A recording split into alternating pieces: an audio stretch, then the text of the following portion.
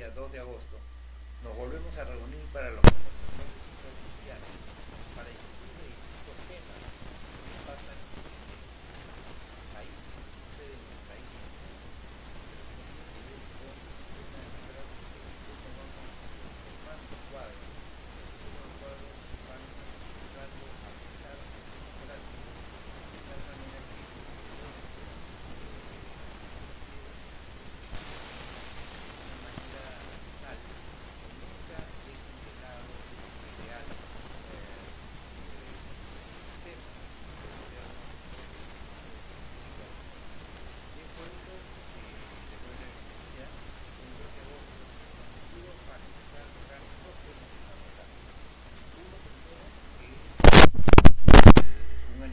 más desde 1979, es el 38 aniversario de la muerte de Aya de la Torre, uno de los políticos más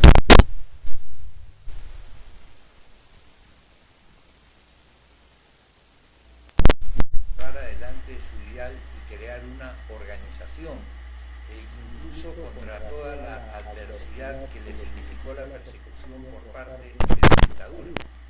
En ese sentido, es un ejemplo que más allá de la afiliación que uno tenga, tiene que saber reconocer e inspirarse en esa figura, entre otras cosas porque muchos de quienes están en el partido que él fundó, empezando por Alan García, no tienen ideales apristas, no siguen ideales apristas, no han gobernado con vocación aprista, sino que al contrario han dejado de lado todas aquellas enseñanzas que él en el curso de su vida fecunda dejó al país y a quien tuvimos la fortuna de conocer. Aya de la Torre fue un hombre íntegro, es como aquellos ciudadanos de los cuales nos habla Rafael de Simone en este libro que se llama Cómo mueren las democracias, y precisamente mueren cuando la gente virtuosa deja de existir o cuando la gente virtuosa no se dedica a la política. En los estados despóticos, nos dicen, el gobernante presta protección a cambio de obediencia. Eso es lo que está sucediendo y este es el segundo tema que tocaremos ahora, el tema de Maduro y el tema de las dictaduras. El gobernante despótico, en este caso Maduro, presta protección a aquellos que lo siguen a cambio de obediencia.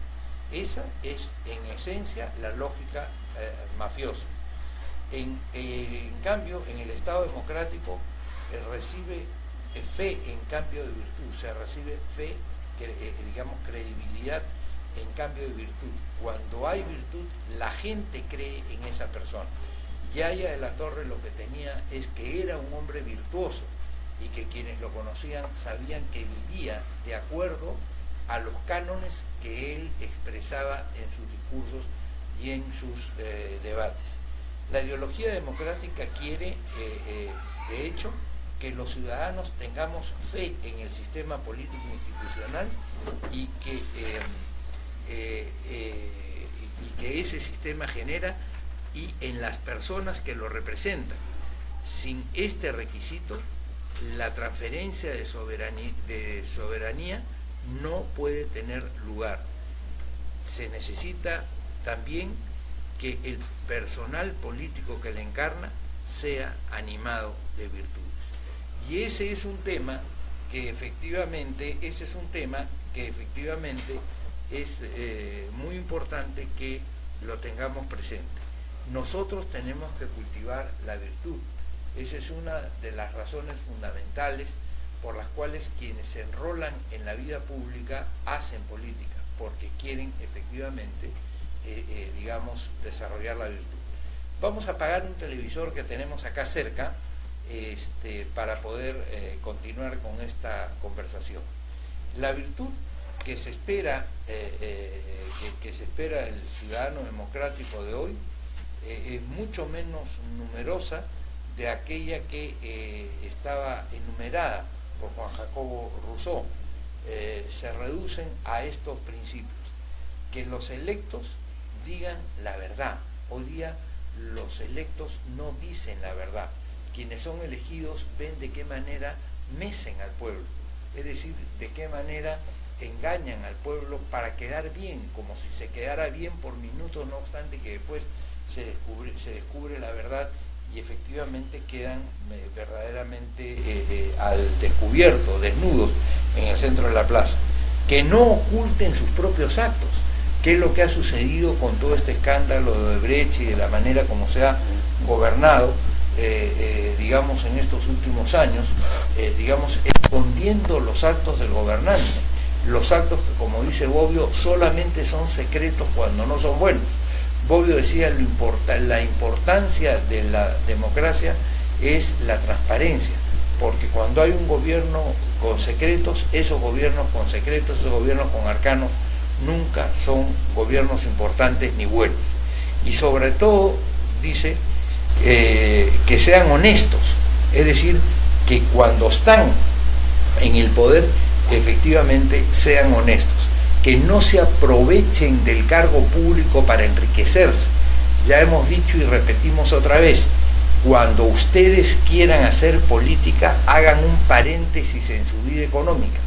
Hagan todo el dinero que quieran, bien habido, por cierto, mientras están en su actividad particular, mientras están desarrollando su tarea de ingeniero de comunicaciones, o de sistemas, o son panaderos, o tienen su lavandería, o son albañiles, o lo que sea. Y durante ese tiempo hagan todo el dinero que pueden con su trabajo honrado. Pero una vez que entran a la vida pública, a la vida política, entonces lo que tienen que hacer es precisamente hacer un paréntesis en su vida económica y decir: yo tengo asignada este sueldo de parte del pueblo, yo le he pedido al pueblo ser su alcalde, ser su presidente regional, ser su concejal, ser su diputado, y me han asignado este sueldo, pues a este sueldo me atengo. Y si no puedo vivir con ese sueldo porque yo creo que tengo más expectativas o más posibilidades, entonces no se metan a la vida pública, sigan en su vida privada, sigan haciéndose ricos, lo cual no está mal, pero sigan pagando sus impuestos, por cierto, pero no se metan a la vida pública pensando que van a hacer con eso dinero. Y sobre todo, que ellos son los que deben hacer ejecutar, que aquellos que deben hacer ejecutar las leyes sientan que es a ellos, que ellos mismos son sujetos, ellos mismos, y que portan, y que de ellos, digamos, depende ese peso de la ley, o sea, de ese ejemplo, de esa transparencia. Este es un tema, por supuesto, importante, que debemos de tener en el tema democrático, y que Haya de la Torre lo tuvo en su vida personal. Él vivió con un ascetismo verdaderamente impresionante, y en ese sentido, más allá de sus enseñanzas ideológicas que fueron trascendentes, más allá del rol que jugó en la política peruana en el siglo XX, lo importante es el ejemplo que nos deja a todos los peruanos. Y yo soy un social cristiano de formación aprista, me formé con él, tuve la fortuna de estar cerca de él durante 10 años, de conversar prácticamente con él cotidianamente y de haber aprendido de esa generación. Pero así como de esa generación, también hay en los otros partidos hombres plenos de virtud, como era el caso de Mario Polar en el Partido Popular Cristiano, como el caso de Javier Díaz-Canseco, más allá de las discrepancias ideológicas que uno hubiera podido tener con él, que eran personas llenas de virtudes. Y a eso tenemos que apuntar, y ese es uno de los propósitos que yo siempre les pido y les digo a nuestros amigos social cristianos que hay que seguir. En segundo lugar, otro hombre virtuoso, lleno de virtud también en ese sentido y de honestidad, era don Fernando Belaúnde, es decir, personas que gobernaron el país sin hacerse ricos, es decir, sin buscar la riqueza a la par del reconocimiento que la gente le da a los políticos, porque el político, como hemos dicho, busca reconocimiento. Este era el primer tema que quería traer hoy día a colación, porque es un día importante, el 38 aniversario de la muerte de Víctor Raúl Haya de la Torre, que sin embargo seguirá vivo, por cierto, en la historia del Perú como uno de los grandes políticos, no solamente peruanos, sino además americanos. Primer tema.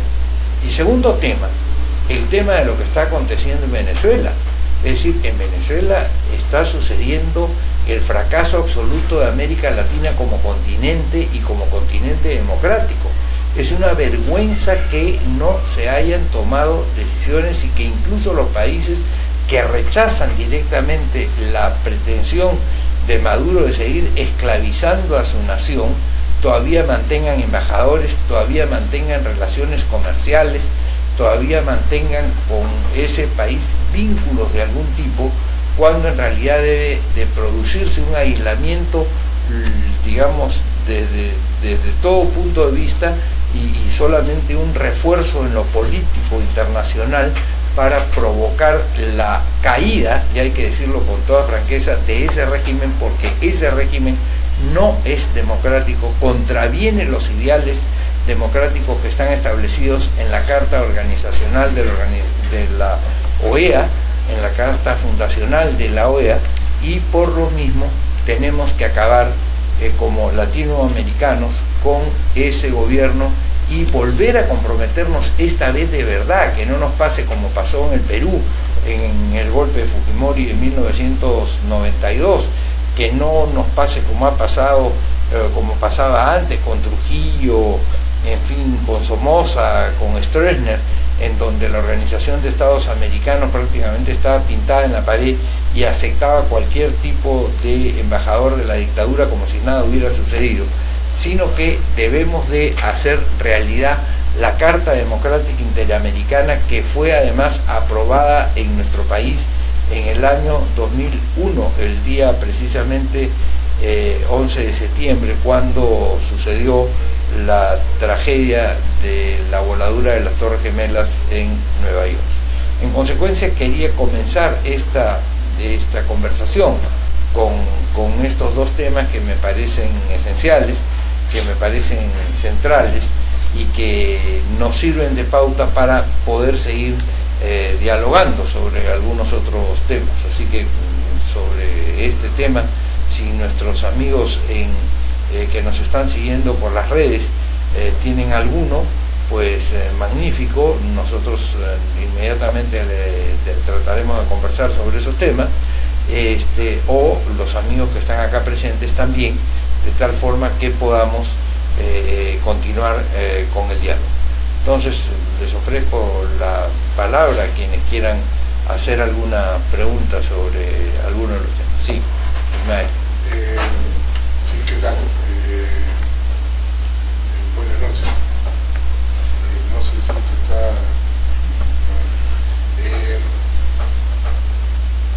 mi pregunta es un poco de desconocimiento, ¿no? Pero sé que tú has estado en la EA y has incluso presidido la comisión permanente.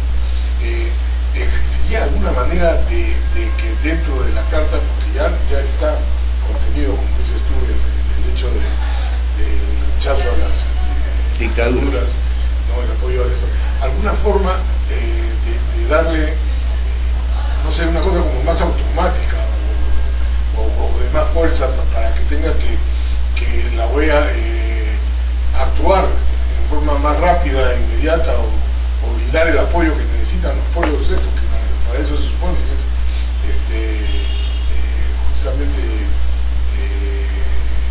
esta condición, ¿no? O sea, hay gente que necesita apoyo. No se trata de intervención, ¿no? Porque tampoco no estamos diciendo que se apoye el intervencionismo de asuntos internos de un país a través de otro, pero sí de apoyar el derecho básico de los ciudadanos, ¿no? Como el derecho a la libertad y la democracia. ¿Habría alguna forma, de hacer más peso a esto? Me parece una pregunta sumamente interesante, porque eso es lo que está en el corazón del debate. La OEA solamente va a superarse en la medida en que tengamos un mejoramiento o una solución a una contraposición entre el principio de no intervención y el principio de compromiso con la democracia. porque efectivamente si nosotros nos comprometemos con la democracia, pero no cumplimos con la democracia, y no cumplimos con las obligaciones que como países nos hacemos, y entendemos que el hemisferio tiene que andar unido para seguir progresando de una manera más rápida en beneficio de los 800 millones de personas que existen en el continente americano, entre Canadá por el norte y Chile y Argentina por el sur. Entonces simplemente estamos dejando desamparados, sin derechos prácticamente, a merced de los dictadores, a las personas que tienen la tragedia de vivir en un país gobernado por uno de estos sujetos, ¿no es verdad? Es lo que sucedió con la Alemania de Hitler en Europa, donde precisamente la política del appeasement, que fue, digamos, auspiciada por el primer ministro Chamberlain en Inglaterra, hizo posible que Alemania se siguiera armando y Hitler se siguiera consolidando, y que poco a poco, no obstante que iba desapareciendo los derechos humanos de las personas que vivían en Alemania, se fuese generando todo ese poderío y finalmente se llegase a los horrores que conocimos una vez que terminó la Guerra Mundial. Pero para eso hubo digamos un cataclismo en donde fallecieron posiblemente 8 o 10 millones de personas. Entonces nosotros creemos que en un país de América Latina, y precisamente la Carta de la OEA se genera como consecuencia o con posterioridad a la Guerra Mundial, es precisamente reafirmar que en nuestro hemisferio todos los países nos sentimos democráticos y nos comprometemos. Y es más, la Carta Democrática comienza diciendo que la democracia es un derecho de los pueblos y es un deber de los gobiernos. En consecuencia, los demás gobiernos tienen el deber de hacer que ese derecho sea vigente. Y esa es una de las dicotomías que tenemos que resolver. Y yo sí creo que hay que intervenir. Yo no soy de los no intervencionistas. Yo creo que sí hay que intervenir. Cuando hay un caso verdaderamente grave, no se puede dejar a millones de hermanos americanos abandonados a su suerte, como se dejó a los ciudadanos alemanes o a los ciudadanos que vivían en aquellos países gobernados por las naciones del eje, digamos, abandonados a su suerte, porque este principio de yo no me meto en tu territorio, que es muy importante para mantener la paz en principio, digamos, se debe al cese de las guerras religiosas, de las disputas religiosas.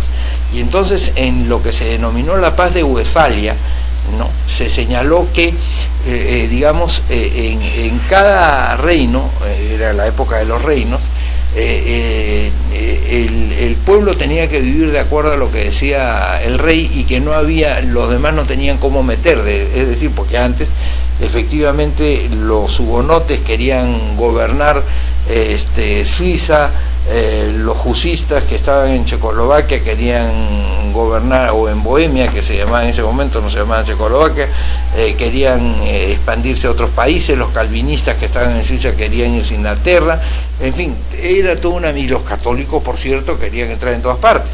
En consecuencia, el tema está en que, cuando se fija la paz de Westfalia, se fija sobre la base de un mundo distinto al mundo que conocemos ahora, y en donde precisamente ese fue un avance para evitar las matanzas, ¿la verdad? Pero hoy día ya no estamos hablando de valores que compartimos. Hoy día nosotros compartimos el valor democrático en el hemisferio, por eso aprobamos la Carta Democrática Interamericana.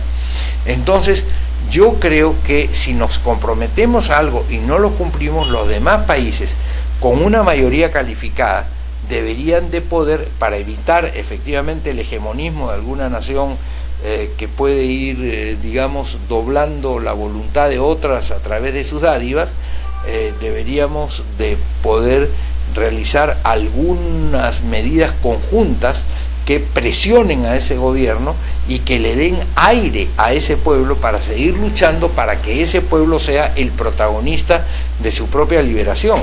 Cuando nosotros estábamos en la época de la dictadura de Fujimori y nosotros estábamos solos porque la OEA también se doblegó se doblegó con ese personaje que tiene que ser recordado por todos los peruanos de una manera triste, tiene que ser repudiado, que es el que fue canciller Baena, el que fue el secretario general de la OEA en ese entonces, Joao Baena Suárez. Recuerden bien de este nombre, Joao Baena Suárez, una persona que tiene que ser repudiada por no haber tenido el coraje de darle a la OEA el rol que le correspondió en 1992 para, digamos, poner en vereda a la dictadura, y junto con él un personaje que se prestó de coartada a la OEA, que era el presidente del Consejo Permanente, el cargo que yo también tuve en su momento, pero que él se prestó de coartada para, digamos, ponerle barniz de democracia a lo que era una dictadura. Ese personaje se llamó Héctor Gros Espiel, y escribía sobre derechos humanos y hablaba sobre derechos humanos, y hasta que un día salió en un audio video, en un Vladiaudio, vamos a decir, una conversación que habían tenido, y donde Vladimiro decía respecto a Gros Espiel: no, ese va a opinar a favor de nosotros, ese es baratito nomás, creo que nos ha costado $5.000, o sea, conseguir su información. El que pasaba de la elite de los derechos humanos estaba apoyando, entre otras cosas, la salida del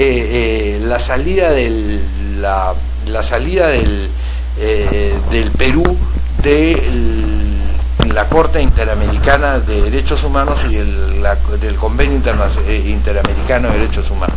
Entonces, eso debemos de evitarlo, y yo creo que hay que intervenir.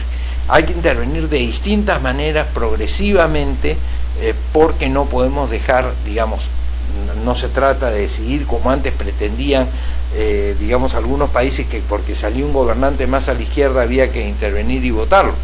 Pero sí, cuando viola los derechos humanos, puede ser de izquierda, pero si respeta los derechos humanos, tiene que seguir adelante, porque esa es la voluntad del pueblo. Puede ser de derecha, pero si respeta los derechos humanos, tiene que respetarse la voluntad del pueblo. Pero si es un gobernante de derecha como Pinochet, por ejemplo, que digamos arrasó con todos los derechos humanos de las personas en Chile, entonces naturalmente no tenía por qué ser protegido por la comunidad internacional.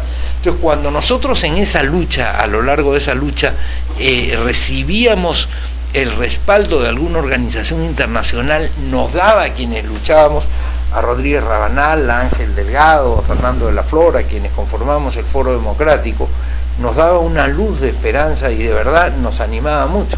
Y por eso es que hay que seguir apoyando a la Venezuela libre.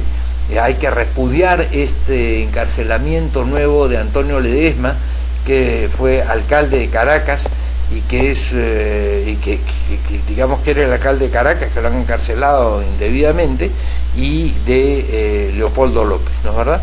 Ese es un tema fundamental. Yo sí creo en que con una mayoría de 2/3, por ejemplo, la OEA pueda ir tomando medidas progresivas para, digamos, dejar bien claro que si no hay democracia, ese país sale absolutamente, y que se hará todo lo posible para que ese gobierno deje de existir en ese país. No sé si hay alguna otra pregunta. ¿Qué tal, Gustavo? ¿Cómo estás? Sí, Alfredo.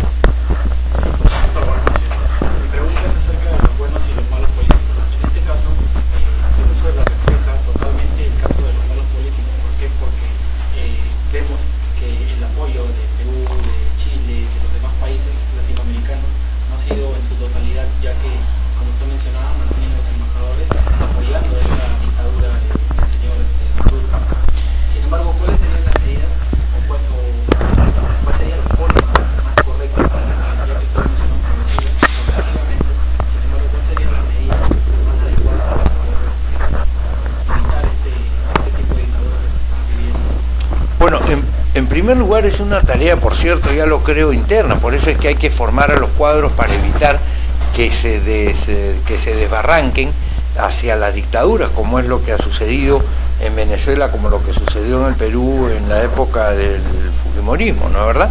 Entonces los partidos tienen que cumplir el papel que hoy día no están cumpliendo, que nosotros hemos visto que no están cumpliendo, y que precisamente la Unidad Social Cristiana está tratando de llenar ese vacío a través de esta formación, de estas lecturas, de estas citas que vamos, digamos, repitiendo a través de nuestras páginas de Facebook para que la gente pueda ir, digamos, tomando conciencia de cómo ser un verdadero político.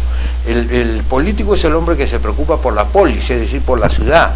No es el que quiere mantenerse al tope de la ciudad para su propio beneficio, sino aquel que quiere servir a la ciudad. Y yo no creo que pueda estarse pensando por parte de Maduro que se sirve a la ciudad cuando se le mete bala, digamos, todos los días a los manifestantes, porque algo tiene que decir ese pueblo de Venezuela, alguna razón ha de tener cuando la mayoría del pueblo está levantado hace meses y verdaderamente ese país está convulsionado. Hasta los militares peruanos que gobernaron en la década de los 70, cuando se planteó una huelga general donde no trabajó nadie, inmediatamente convocaron a una asamblea constituyente que le dio precisamente la salida a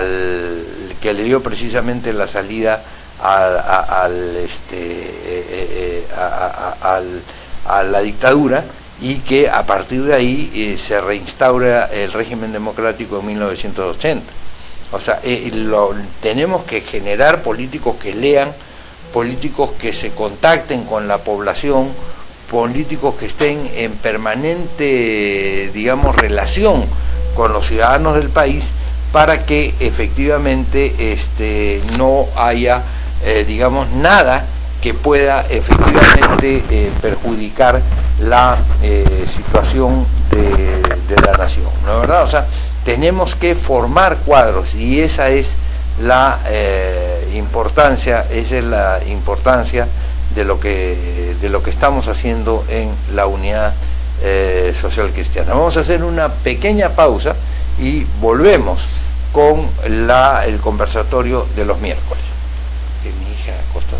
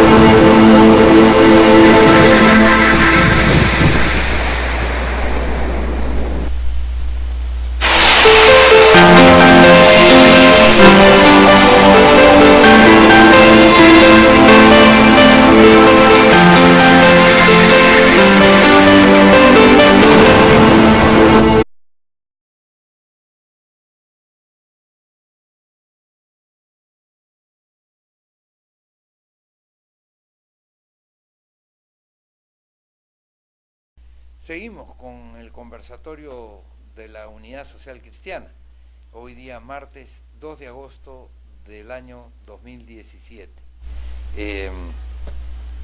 Y estábamos hablando justamente sobre la calidad de ciudadanos que necesitamos en el país y del proceso formativo que tiene que seguirse en los partidos para que esto suceda. Ahora, a propósito de esta situación de Venezuela, es bueno recordarle a quienes gobernaron y que no hicieron nada de lo que hoy día le reclaman a los gobernantes que hagan cuando ellos gobernaron. Es el caso de Alan García, que hoy día pide que se rompan relaciones con Venezuela, que se traigan los embajadores, que se haga 50.000 accidentados, como el caso de Manuel Rosales, que era gobernador del Zulia, que se vino al Perú para asilarse. No se le permitía prácticamente ni abrir la boca, como si estuviéramos tratando con una potencia extraordinaria o con un país democrático al que había que, digamos, proteger o defender. Hoy día García pontifica, es decir, habla del más y del menos como si no hubiese hecho nada en el país, como si él hubiera sido el adalid, el campeón de la democracia. Y fue precisamente lo contrario, fue una persona que estuvo en contra de digamos, reforzar la posición peruana que había sido bien planteada durante el quinquenio anterior por el presidente Toledo, y personalmente lo habíamos planteado nosotros como embajadores en la Organización de Estados Americanos, ¿no? Vienen algunas preguntas de Fabricio Orozco, nuestro querido amigo que nos saluda, y de don Jaime Gutiérrez Gallo, quien nos dice que si la pregunta que nos pregunta que si el plan político de la Unidad Social Cristiana, si se tienen los formadores políticos y si la Unidad Social Cristiana está trabajando en los lugares marginales del país. Bueno, efectivamente, Jaime, estamos trabajando en todo el país, o sea, no solamente a través del internet, que es la manera de acercar hoy día a la gente digamos, a los distintos lugares, porque es difícil movilizarse. Mira tú lo complicado incluso que es hoy día, a diferencia en la época en que yo era joven y hacía política, nuestros amigos de Coma, nuestros amigos de Independencia, nuestros amigos de San Juan de Miraflores, e incluso el recién formado Villa El Salvador, llegaban al centro de Lima en media hora, en 40 minutos.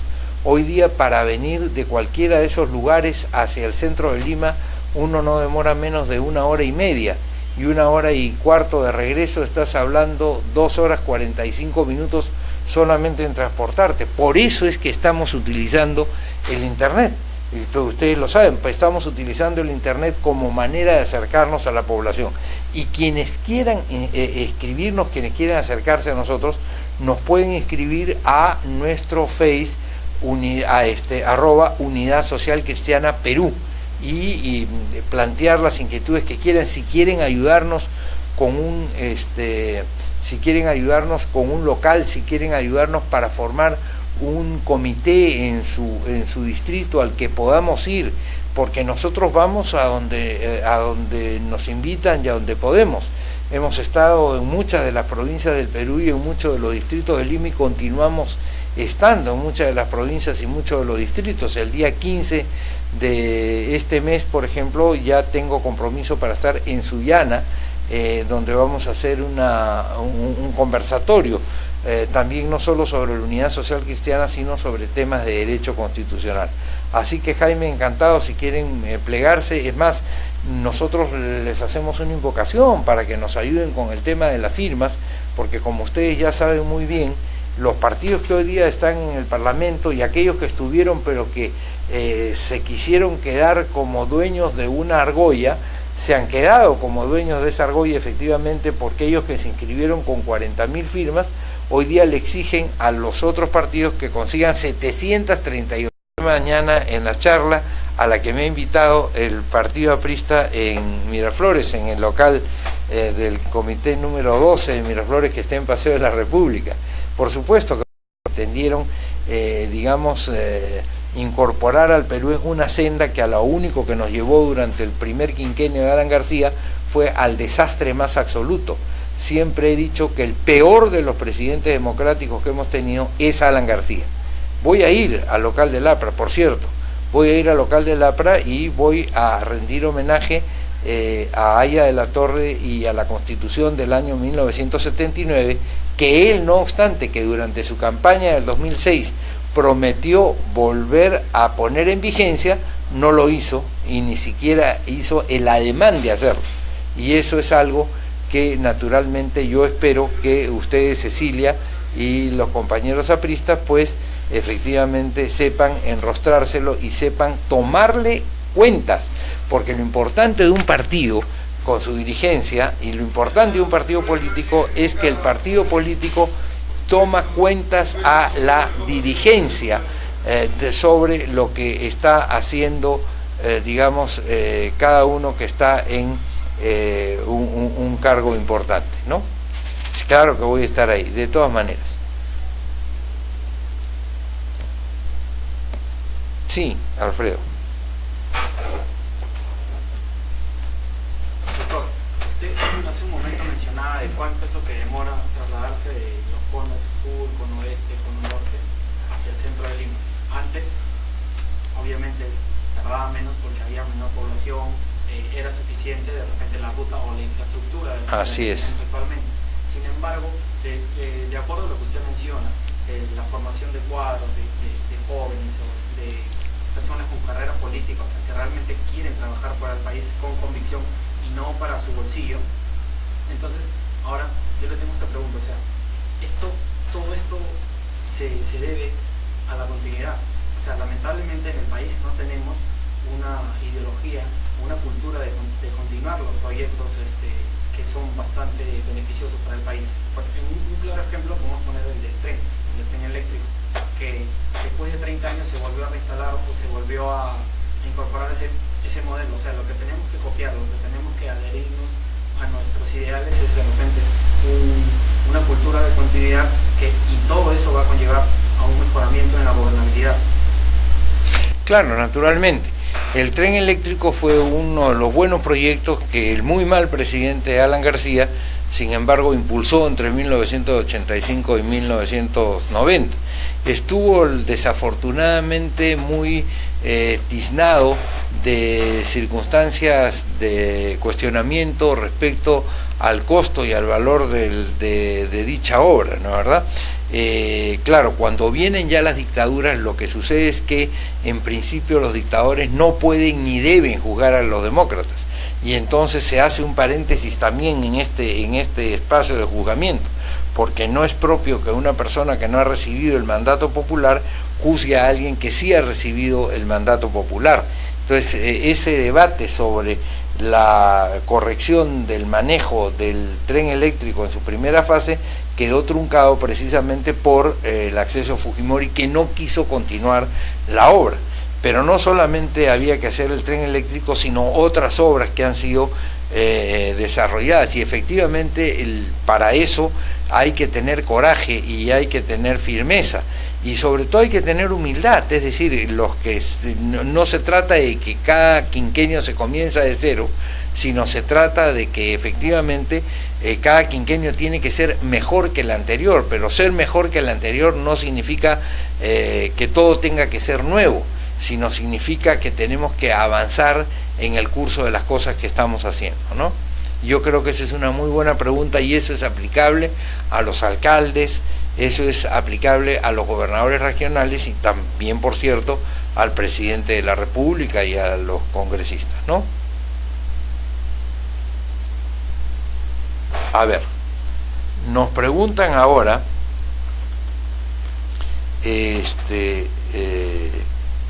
nos pregunta ahora don Julio César Dulanto a Yaviri, que cómo estamos. Pues muy bien, aquí estamos, gracias por los saludos.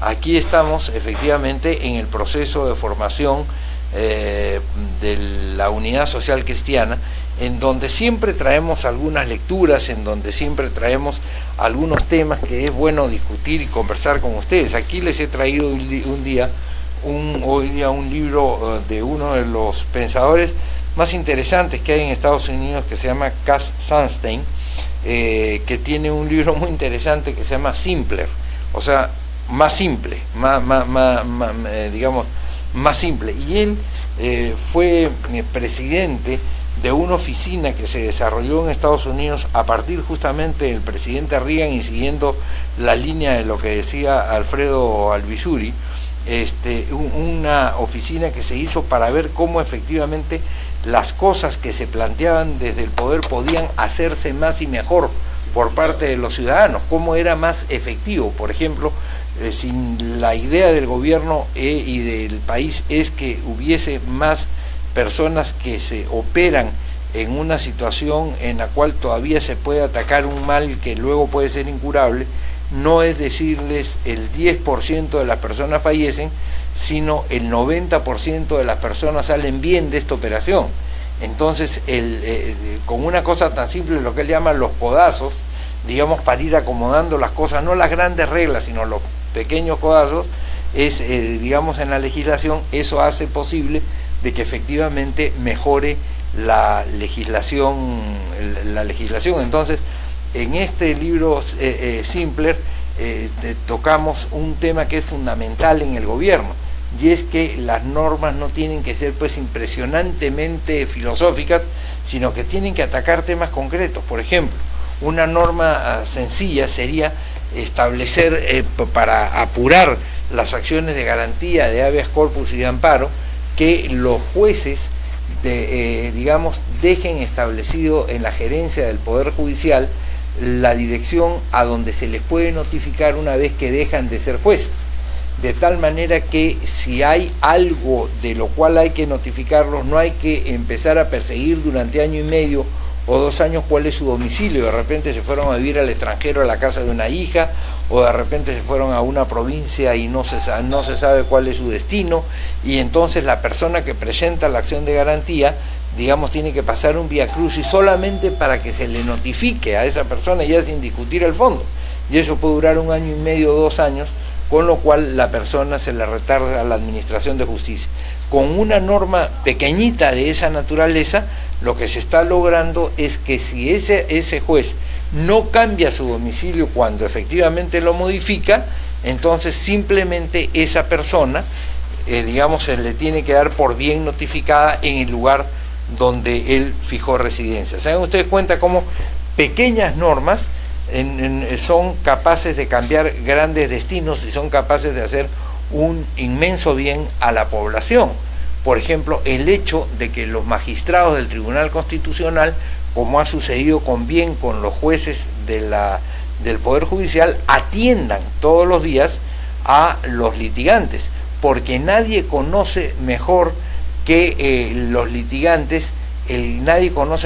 los litigantes el caso que se está tramitando o el caso que se está trabajando, ¿no es verdad?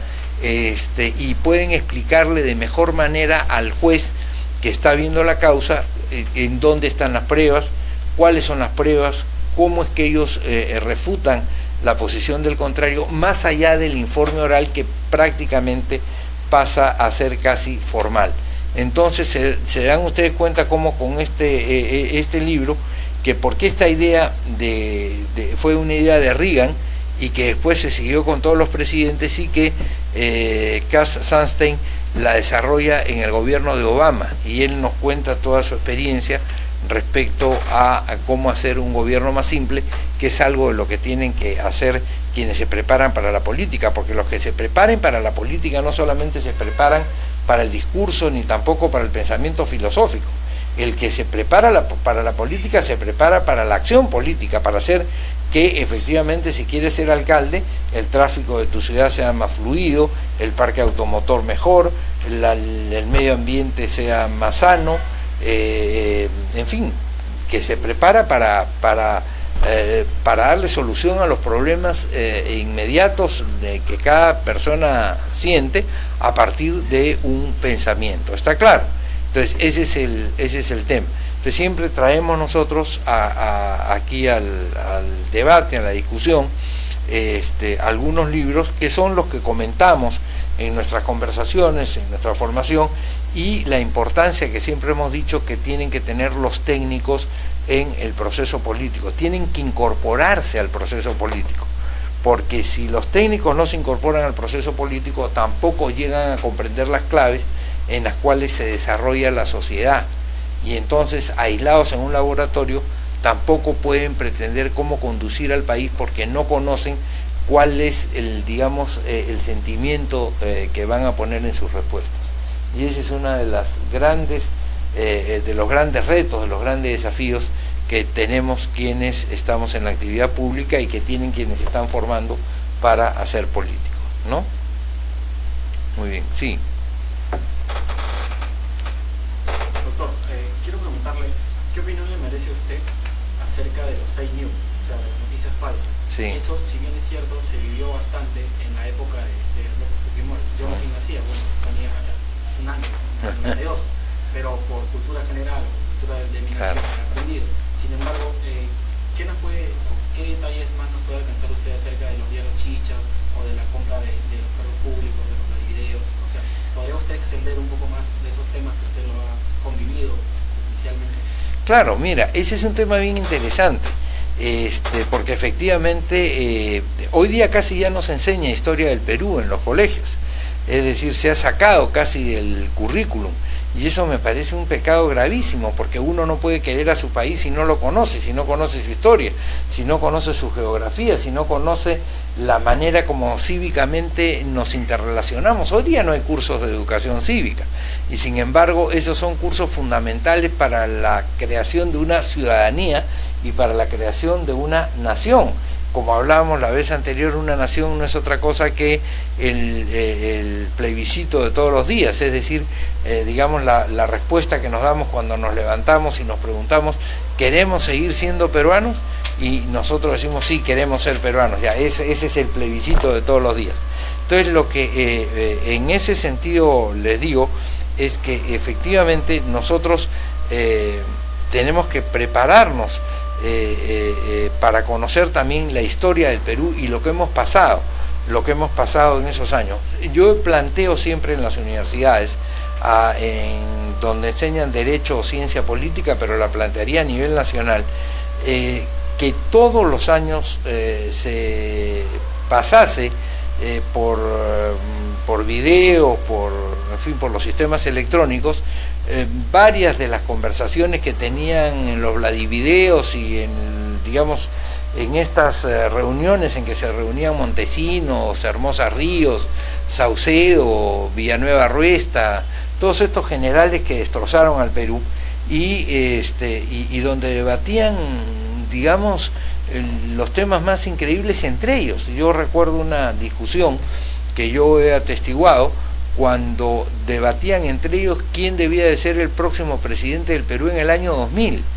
Es decir, estaban en el año 99 y entonces discutían si lo volvían a mandar a Fujimori, o si apoyaban a Curi, o si apoyaban a Boloña, en fin, estaban en un debate entre ellos de lo más animado, hasta que a uno de ellos, no recuerdo quién fue, se le ocurrió decir, oye, pero ¿y qué dirá el pueblo de este asunto? Porque al final de cuentas, el que decide quién es el presidente es el pueblo, y eso es lo que dice la Constitución, y esto es una democracia, ¿no es verdad? Y entonces Montesinos dice, ¿y eso qué interesa? Si aquí lo que importa es que lo que nosotros digamos, que nosotros sabemos qué es lo que al Perú le importa. O sea que nosotros somos los que de verdad encarnamos al Perú. ¿Se dan ustedes cuenta cómo ese es, el decaimiento absoluto de la democracia? Pero así como eso, como por ejemplo, le ponían pilas de dinero a los dueños de los medios de comunicación para que los medios de comunicación sacaran estos rumores a los que tú te referías, o más que estos rumores, estos insultos a los cuales tú te estás refiriendo, con los cuales la gente, digamos, termina comprándose, ¿no es verdad? Termina comprándose el discurso, porque como dice Sunstein también en este libro, muchas veces importa tanto el contenido como lo que él llama los frames, o sea, lo que quiere decir el encuadre que se le da a la noticia. La gente está influenciada por cómo la información es presentada o cómo es encuadrada, dice K. Sunstein en la página 61 de su libro Simpler, ¿no es verdad? En el sistema 2 de funcionamiento del cerebro se preocupa acerca del contenido de la información, no de su presentación. Lo que importa es lo que se dice y no cómo se es dicho. Pero el sistema 1, el sistema más irracional de reacción inmediata, está muy afectado por la forma de la presentación de la noticia, ¿no? Y hay pequeñas diferencias entre cómo se presenta la noticia y lo que verdaderamente dice la noticia, que importan un montón. Entonces, eso es lo que nosotros tenemos que tener en cuenta, y tenemos que demandarle a los medios de comunicación que, poniendo su cuota de contribución al sostenimiento y a la perpetuación del sistema democrático, ellos efectivamente no pongan títulos mentirosos, incluso con noticias que en el interior dicen lo contrario a lo que dice su título. En muchas oportunidades basta que ustedes lean el titular y lean después lo que dice la crónica, y se van a dar cuenta que la crónica no tiene nada que hacer con el titular. El titular es sensacionalista, es agresivo, es cabecero, y sin embargo lo que dice la propia nota que ellos escriben es diferente, ¿no es verdad? Entonces es muy importante ver cómo se presenta la información. Justamente hay otro libro muy interesante de Sunstein que le escribió hace unos años, que se llama Sobre los rumores, acerca de los rumores, cómo estos influyen y distorsionan la vida política. On Rumors se llama para los que leen inglés, ¿no es verdad? Y yo les recomiendo estos libros porque además son muy fáciles de leer. Los que leen inglés pueden efectivamente hacerse de un conocimiento de una manera muy amena, digamos. Él es un muy buen expositor, ¿no? Muy bien. ¿Qué más preguntas tenemos? Buenas noches. ¿Qué tal, Julio?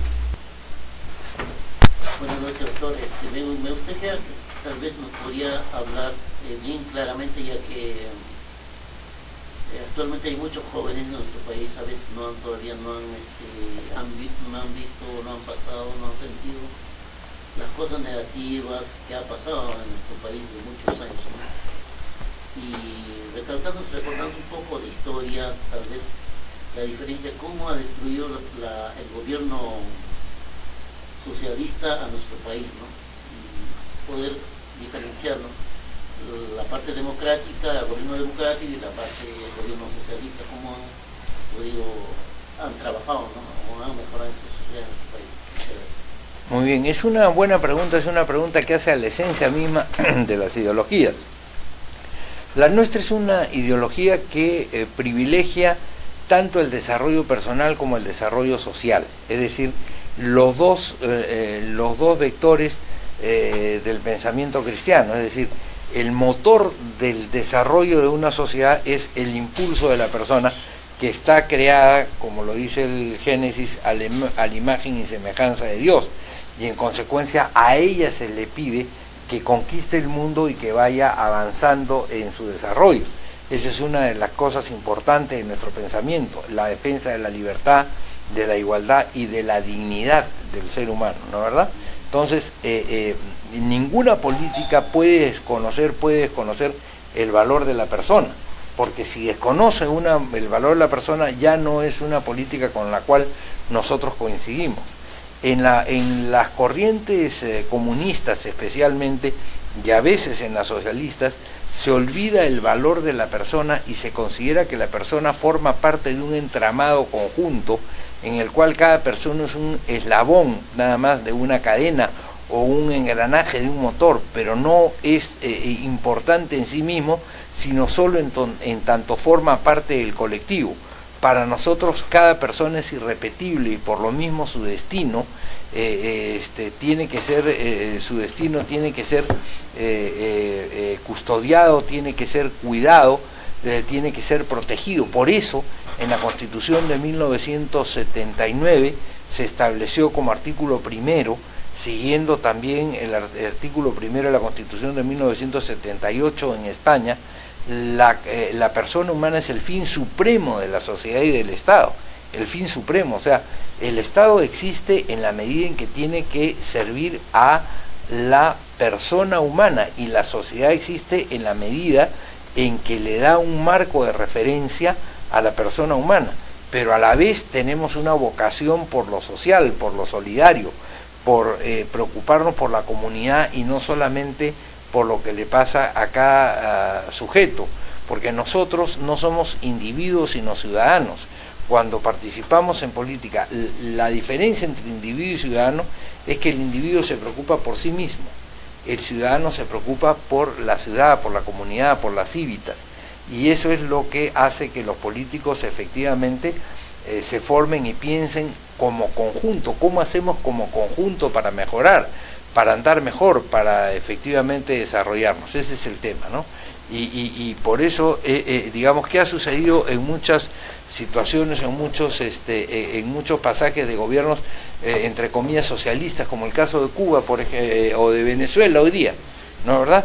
El socialismo nunca se irá así, por supuesto, si todo el día se siguen muriendo, es decir, todo el día se siguen matando.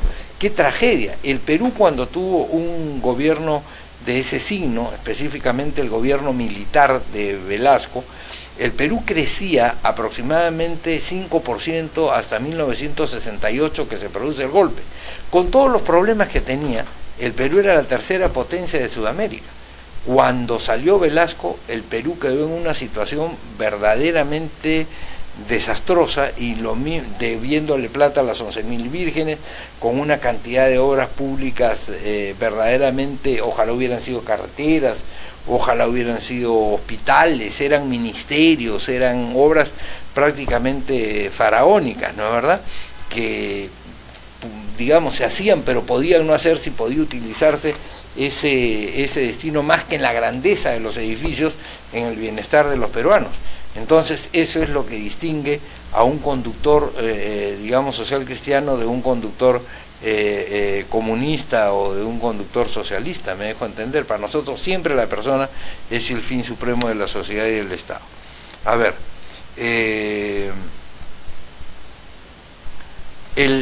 nos dice Julio César Dulanto, el pensamiento social cristiano tiene algo de cercanía con este movimiento humanista.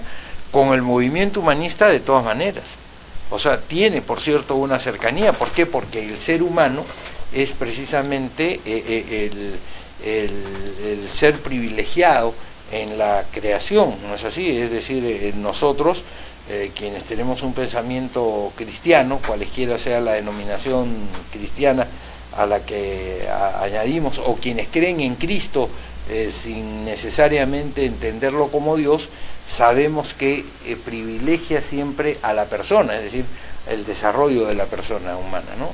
Por eso, la persona humana es el fin supremo de la sociedad y del Estado, y todos tienen efectivamente la obligación de protegerla y de promoverla, ¿no? Entonces, las leyes tienen que promover a las personas y no tienen que atacar a las personas.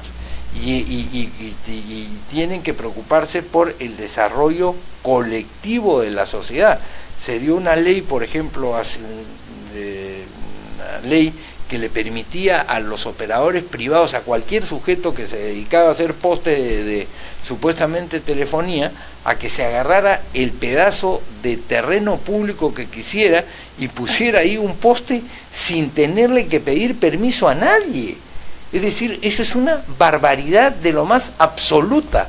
Es decir, se está gobernando, es decir, se está decidiendo sobre el destino de los bienes públicos por parte del interés de un privado que además le va a sacar beneficio a ese terreno sobre el cual él va a erigir su torre, le va a alquilar su torre a las empresas que a su vez van a tener beneficio porque van a alquilar el internet, la telefonía, pero no le van a reportar ningún beneficio a los vecinos, sino solamente perjuicios. Primero rebajan el valor de su propiedad, pero antes que eso todavía digamos agreden su salubridad, porque digamos las ondas de todas maneras perjudican el desarrollo de la persona.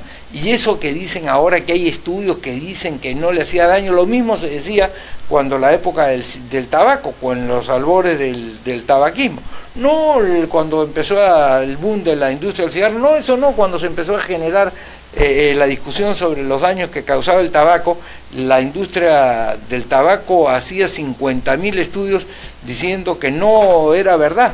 Y hoy día absolutamente eso está totalmente descartado. Entonces no se puede actuar como se está actuando, en este caso inconstitucionalmente incluso, digamos, con este desprecio por la persona humana, y donde el Estado se desprende de esa función de contralor que tiene que tener para defender la salud del ser humano. A eso es lo que tenemos que prepararnos, para que quienes están en el cargo de concejales, quienes están en el cargo de consejeros regionales, quienes están en el cargo de diputados, quienes están en un ministerio, quienes están en una dependencia municipal, sepan verdaderamente que ellos son los encargados por parte de la comunidad de defenderlos.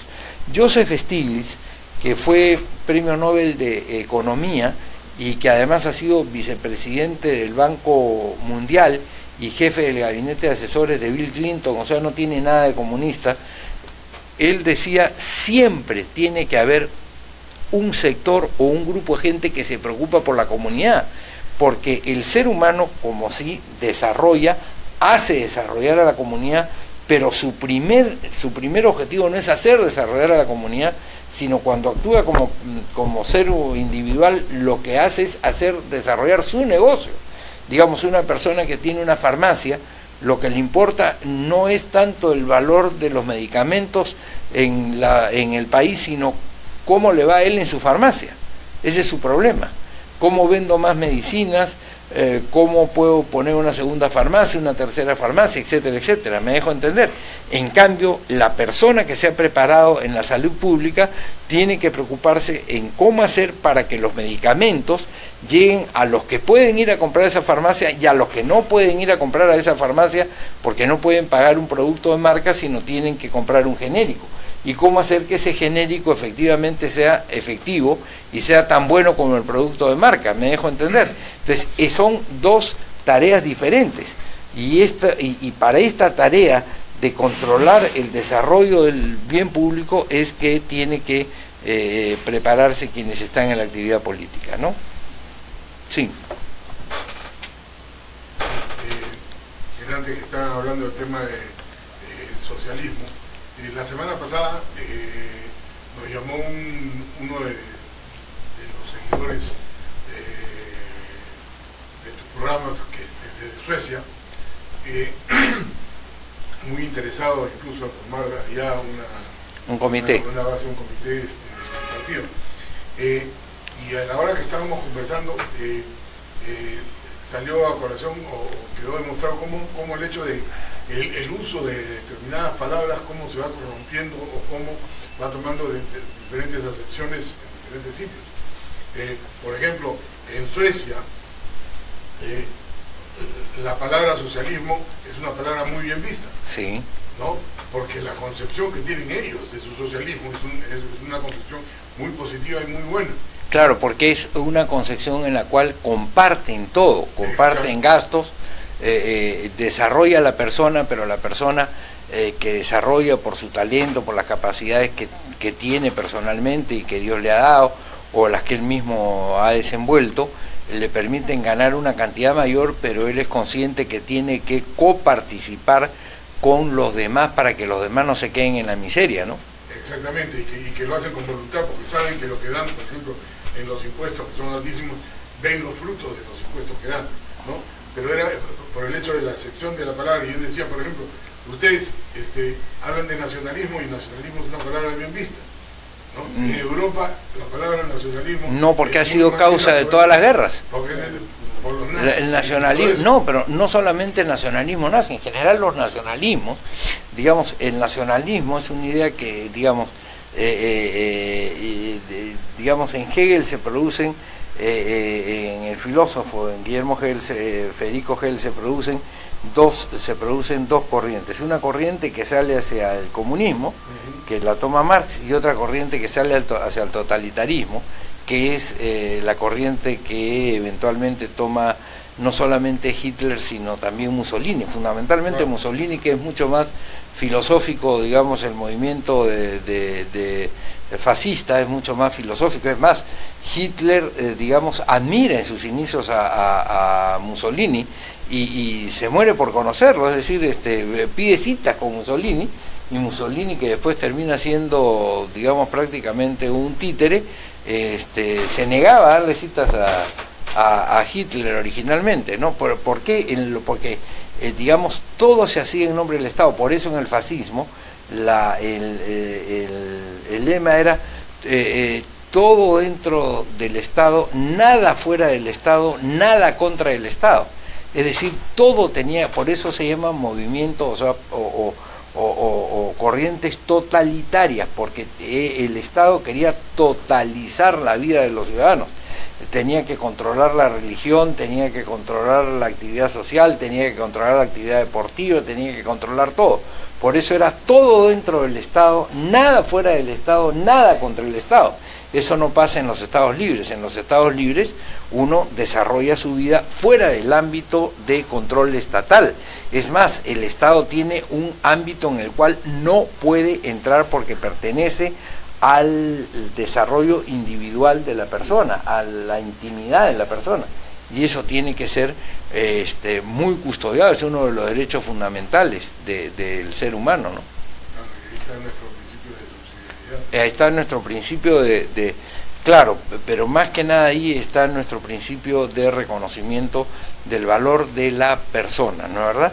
Ahora, nuestro principio de subsidiariedad tiene que ver más que nada con el desarrollo económico, es decir, digamos, por el principio de subsidiariedad es que el Estado, el ser humano tiene que hacer todo lo que pueda, y el Estado debería de abstenerse de hacer lo que pueda, de lo que las personas pueden realizar, pero cuando no pueden realizar tiene que ayudar a que esa función que se tiene que hacer para el beneficio de la comunidad se haga. Por ejemplo, si hay una compañía aérea que quiere unir Pucallpa con Atalaya y con Purús, que está en el departamento de Ucayali, ¿no es verdad?, que son lugares lejanos, o que quiere ir de Iquitos a Datén del Marañón, a San Lorenzo, o quiere ir a Caballococha, en donde se va por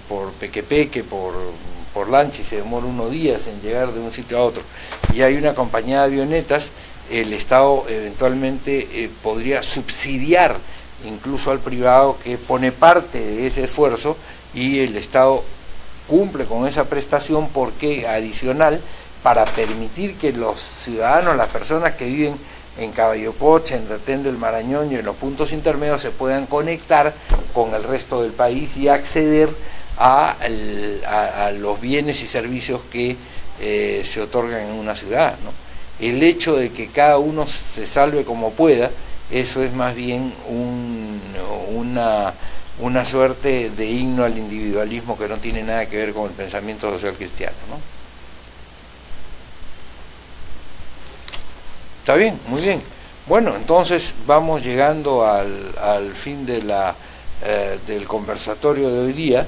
Yo les agradezco mucho. Quiero decirles a nuestros amigos, a los que están en Lima y por ejemplo a los que estén más cerca del Cono Norte, que el día viernes a las 6 de la tarde estaré en el Senado de la República en un conversatorio precisamente sobre el ejemplo que Aya de la Torre le legó al país, y el día de mañana, jueves 3, estaré a las 8 de la noche, a las 7:30 de la noche, en el local del Partido Aprista en el sector 12, no obstante que no es nuestro partido, nosotros compartimos con los partidos democráticos para conversar sobre la Constitución de 1979, que fue el gran legado que nos dejó Aya de la Torre y que sin embargo se prostituyó con Fujimori y no se reivindicó ni con Alan García, que debió de reivindicarlo, ni con Toledo, ni menos con Humala, que inclusive juró por la Constitución de 1979. O sea que quienes estén más cerca del sur, quienes estén más cerca pues en San Juan de Miraflores, en Chorrillos, en Barranco, podrán acercarse a Miraflores a participar en este conversatorio, y quienes estén más en el norte pueden ir hacia el Congreso de la República el día viernes, y ahí estaremos conversando. Jorge Antonio Cruz Pinillos nos dice que es necesario promover la bicameralidad sin ningún tipo de duda, y yo quiero decirles que este es un tema que será, digamos, el tema con el cual comenzaremos el próximo conversatorio, que será, Dios mediante, en principio iba a ser el día 16 de agosto, que corresponde, yo voy a estar fuera, justamente como les conté, en Ayabaca, así que les voy a pedir que ese día, miércoles, de repente lo pasamos, o para el 17, para el día 17 de agosto. Ya les avisaremos la fecha, pero trataré de no dejar de estar presente para este conversatorio, que me parece fundamental para poder seguir estando en contacto. Y cuando yo no esté, ayer hemos tenido, por ejemplo, un magnífico conversatorio también a cargo de Alfredo Alvisuri, una de las jóvenes promesas de la política nacional, que pertenece a la unidad social cristiana, y que precisamente ha dado muestras en el conversatorio de ayer de cómo es que se forman los políticos social cristianos. El hecho de que yo no esté no quiere decir que no se desarrolle el conversatorio. Cualesquiera de los dirigentes del partido y de los jóvenes que se están formando, como Alfredo, como Ludwig Pulgar, como Juan Carlos González, como David García, en fin, pueden efectivamente estar aquí desarrollando una conversación. El propio Ismael Otárola, que ya no es tan joven, pero que igual puede con su experiencia ir ayudándonos a formar el desarrollo social cristiano. Richard Palomino Guamaní nos dice que en Europa hay países que están saliendo de una crisis económica como Grecia y Portugal. Portugal está saliendo satisfactoriamente de una crisis económica siendo nacionalista. Habría que conocer naturalmente la política portuguesa, cuáles fueron los excesos que se llevaron posiblemente desde una perspectiva más socialista, digamos, y hoy día, efectivamente, como decía Ismael, los términos no significan mucho, sino en su propio contexto. Y fíjense ustedes, les voy a decir una cosa que parece una tontería, pero para que vean cómo lo que dice Ismael es verdad, y que incluso va con una cosa un poco grosera, ¿no es verdad? Cuando nosotros decimos que una persona es medio pendeja, lo que estamos diciendo es que es un vivo, un sabido, un sinvergüenza, ¿no es verdad? Ok, cuando ustedes en Venezuela le dicen a una persona que es pendeja, lo que le están diciendo es que es un tontón, ¿no es verdad? Exactamente. Entonces ven ustedes cómo, por eso es que Karl Deutsch definía a las naciones, decía, las naciones son sociedades que comparten hábitos complementarios de comunicación. Es decir, cuando hablamos los peruanos, sabemos a qué nos estamos refiriendo. Cuando hablan los portugueses, saben a qué se están refiriendo. Cuando hablan de derechas y izquierdas, de nacionalismo y de socialismo, lo mismo que los suecos. Distinto de lo que de las experiencias que nosotros hemos tenido, ¿no es verdad? Y finalmente, Nicolai Martínez Espinosa Kenny, desde el Cusco, nos manda muchos saludos.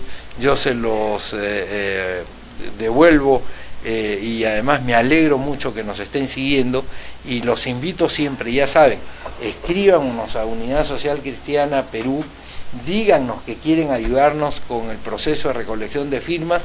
Nosotros nos comunicaremos con ustedes para terminar con esta argolla electoral que han formado los Yehudes, los Reyardos, los Vegas, en fin, los Castañedas, los que se quedaron ahí, digamos, como consecuencia de la trafa electoral del año 2016. Así que les agradezco. Sí. ¿Cómo no? Encantado. Es la primera vez que vengo. Así es, y me alegro mucho. Juntamente con mi sobrina. Ajá. Mire, doctor, yo quisiera que usted nos explique, bueno, al menos a nosotros que hemos venido por primera vez, de que es la misma PPC que Unión Social Cristiana, y en qué se diferencia, o quisiera saber sobre esto. ¿Cómo no? Me parece una pregunta sumamente interesante. El Partido Popular Cristiano y la Unidad Social Cristiana deberíamos de seguir el mismo pensamiento, porque efectivamente somos partidos social cristianos. Lo que sucede es que los partidos no solamente son pensamientos, sino también son acción, son práctica. No basta, como dice el Evangelio, decir Señor, Señor, para entrar en el reino de los cielos, sino hay que hacer la voluntad del Padre. Cuando uno habla del pensamiento social cristiano pero apoya las dictaduras, o se hace loco con las dictaduras, o cierra un ojo con las dictaduras, como pasó con el Partido Popular Cristiano durante la época de Fujimori, en que participó desde la constituyente y en toda la farsa de Fujimori, y que después, digamos, ha dejado de lado el pensamiento social para centrarse prácticamente en defensa de los derechos de los menos desfavorecidos o de los más favorecidos en el país. Entonces se dice que se tiene el mismo pensamiento, pero a la hora de pasar del pensamiento a la acción no se actúa de una manera consecuente. Entonces lo que nosotros estamos tratando de hacer es de formar a nuestros cuadros y de inculcarles que hay que ser consecuentes con aquello que dicen, con aquello que plantean. No bastan las palabras sino las obras. Hay gente, y ese Andrés Townsend se lo decía con mucha gracia, y yo fui también discípulo de Andrés Townsend. Andrés Townsend decía, hay gente, hablando de derechas e izquierdas, que es como los violinistas, ¿no es verdad? Cuando cogen el violín, ustedes, ¿no es verdad? El violín, los que somos diestros, ¿no es verdad?, lo cogen con el brazo izquierdo y lo agarran acá, pero a la hora de tocar, a la hora de gobernar, lo tocan con la derecha. Entonces, eso es lo que pasa con el PPC. Habló de algunas reformas sociales, pero a la hora de llevarlas a la práctica, todo lo hacía con la derecha y no hacía nada con el pensamiento social y solidario. Y eso es lo que nosotros tratamos de corregir, porque no creemos que haya un partido social cristiano que pueda despreocuparse de la solidaridad, que pueda despreocuparse de la comunidad, que pueda despreocuparse de lo social, ¿no? Ese es el tema. Doctor, sabe que justamente como estaba hablando el señor... A ver, para que le pasen el micro, nos puedan escuchar nuestros amigos de provincia. Bueno, sabe que, doctor, yo tengo un hijo en Suecia, justamente es el que él siempre llama, está averiguando, y él es el que me pasó la voz para yo venir acá. Ah, muy bien. Sí, sí. Entonces, ¿sabe qué, doctor? Él es muy preocupado de la política peruana, él quiere mucho al Perú, bueno, todos. ¿Y cómo se llama? Eric López. Eric López, muy bien. Entonces, ¿sabe qué? ¿Dónde vive? En Estocolmo. Sí, pues. ¿Ve? Yo hablo por teléfono. Eso es lo interesante. Sí. Uy, él está muy interesado, muy preocupado. Créame que él, bueno, gracias a Dios está muy bien allá como profesional y todo, pero nunca se olvide de su Perú. Él siempre está pendiente del Perú. Mamá, conéctame. Sí, hijito, pero es que yo sé, mire, yo soy una profesora ya de edad, también he colaborado con partidos, ¿no?, con la política. ¿Qué sucede? Yo me he defraudado, francamente, y cuando yo comienzo a hablar esto con mi hijo, es una polémica tremenda. Él me dice, mamá, ¿tú te puedes defraudar de tu mamá? Por supuesto que no, mi madre es mi madre, igual es nuestra patria. Él tiene un patriotismo, pero yo oro al Señor que cuando venga acá, porque él dice que va a venir, que va a participar en esto, yo oro a Dios que no se defrauda, porque acá ustedes saben, todos nosotros sabemos cómo es el Perú. Perder las esperanzas es lo último, ¿no? Pero algunas veces uno pierde las esperanzas. Yo, doctor, a usted lo admiro bastante, le he seguido también a usted en varias oportunidades en su vida política. Admiraba mucho a Lourdes. Ella era, para mí, justamente en época de Fujimori, era mi esperanza. Y mi orgullo por ser ella mujer, la admiraba mucho, pero se me cayó horrible, doctor, cuando ella se puso en partícipe juntamente con Fujimori. Es decir, cuando le convencieron a ella lo que no debería haber hecho nunca. ¿Ve? Entonces, ahí se me cayó PPC, para serle yo bien franco, ¿no? Y ahora, pues realmente... Bueno, siempre he querido apoyar, y lo que yo digo, doctor, y seguramente todos decimos, es de que, mire, yo francamente jamás quiero que vuelvan los Fujimoris al gobierno, jamás. Entonces yo digo, si alguien compite con Keiko o con Kenji o con lo que fuera, yo tengo que animar y tengo que votar por el otro, sea quien fuera. ¿Ve? Y eso no está bien también, porque yo francamente a Ollanta yo no le había visto un hombre capaz, un hombre inteligente, no, para nada. Entonces, ¿pero qué voy a hacer si yo no quería que vuelva a entrar los Fujimori? Bueno, pero precisamente, en primer lugar mandándole saludos a Eric e invitándolo a que se comunique con nosotros por WhatsApp, con Alfredo Albizuri, con Juan Carlos González, con Ismael Otárola. Si tienen su WhatsApp, ustedes nos pueden dejar y Ismael se puede comunicar con él. ¿Ya se comunicaron con él? Magnífico, entonces, magnífico, ¿no? Y que se tome en serio el tema de Suecia, nos mande no solamente ideas, sino también, digamos, reúna a los peruanos y haga un poco lo que usted está diciendo. Es decir, yo he vuelto a la política después de años porque sí he sentido lo mismo que usted.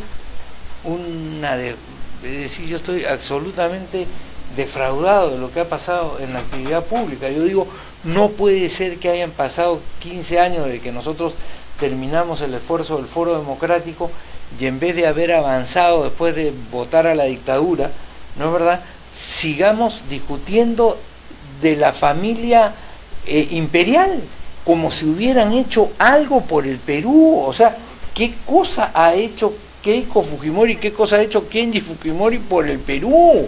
O sea, qué ley importante presentaron, qué discurso interesante nos dieron para poder darnos luces de acerca hacia dónde llevar a nuestra nación. Entonces, ¿qué es lo que ha sucedido? Los partidos, y en eso el PPC ha perdido la brújula, ¿no es verdad? Perdió la brújula. Esperamos que en algún momento la retomen, se acerquen a nosotros y podamos efectivamente hacer la unidad social cristiana en serio. No es verdad, yo me salí del Partido Popular Cristiano precisamente cuando ellos decidieron apoyar a Fujimori, porque yo tuve la tarea de apoyar cualquier insurgencia, y yo estuve con Jaime Salinas en la insurgencia del año 92, y precisamente esa fue una discusión que tuvimos con un grupo de gente del PPC que quiso seguir apoyando a Fujimori y no quiso dejar las mieles del poder. Y en el poder, digamos, los que están, digamos, en la vida política tienen que saber que el poder, digamos, no solamente es, digamos, para los tatachines, para la comparsa, para la corneta, sino fundamentalmente el poder es una ciencia muy rigurosa y es un ejercicio a veces muy solitario y muy ingrato.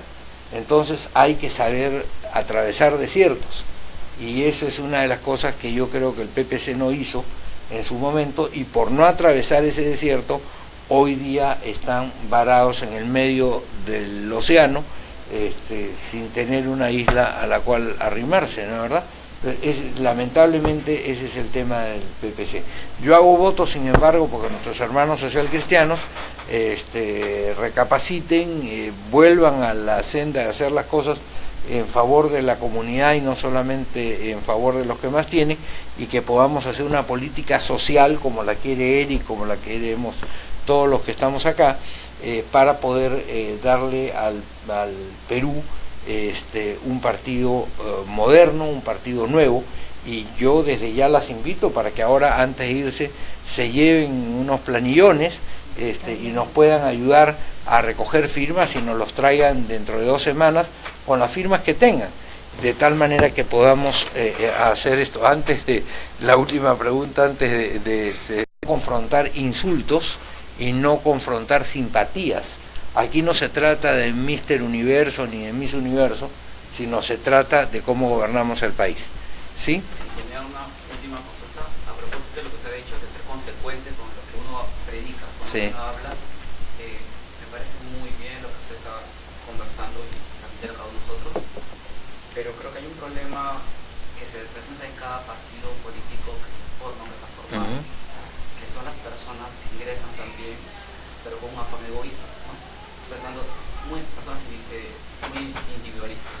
¿Qué filtros tiene usted, tiene el grupo o el partido político para poder evitar de que esas personas se enquisten y al final que mediante usted podamos obtener, ¿no? un espacio en la política peruana, no hagan el daño que ocasionan en los partidos anteriores, ¿no? Me parece una magnífica pregunta y eso tiene que ver con la meritocracia. Nosotros creemos que en los partidos políticos, digamos, los dirigentes tienen que responder a un proceso formativo, en primer lugar, y en segundo lugar, a un proceso de acción. Tenemos que juntar el pensamiento y la acción, y para eso pues se toma tiempo. No basta llegar hoy y decir mañana quiero ser candidato, sino hay que irse formando y los cuadros tienen que irse acreditando a lo largo de su vida partidaria, es decir, te encargamos tal cosa, ¿la cumpliste? No la cumpliste. Te encargamos tal cosa, ¿la cumpliste? No la cumpliste. Entonces, pasado mañana, no vengas a decirnos, si no has cumplido nada, ¿qué quieres hacer esto? Porque para poder postular vas a tener que haber tenido que tener una foja partidaria. Nosotros tenemos un cuadro meritocrático donde dice efectivamente Juan Pérez que se le encargó la propaganda en Villa María del Triunfo, la realizó el tal día. Se le encargó la charla de formación en Lurín, las hizo. Se le encargó, digamos, el proceso de recolección de firmas en tal lugar, lo cumplió. Y a Pedro Pérez resulta que le encargamos lo mismo y no cumplió nada. Entonces, obviamente, Pedro Pérez tendrá que seguir haciendo esfuerzos para llegar al piso mínimo para poder postular en nombre del partido. ¿Está claro?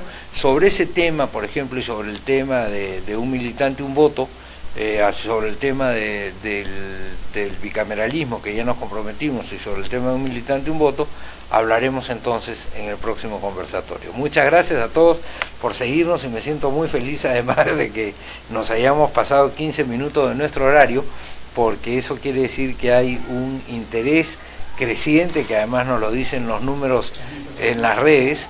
En este momento 3.000 personas, no somos un canal de televisión todavía, nos están siguiendo y estoy seguro que no bajarán de 10.000 visitas y de 10.000 personas que verán este tema por lo menos antes del próximo miércoles o jueves 17 de agosto. Muchas gracias por seguirnos, muchas gracias por estar interesados en el proceso de la formación de la Unidad Social Cristiana, y nosotros seguimos con fe en el Perú.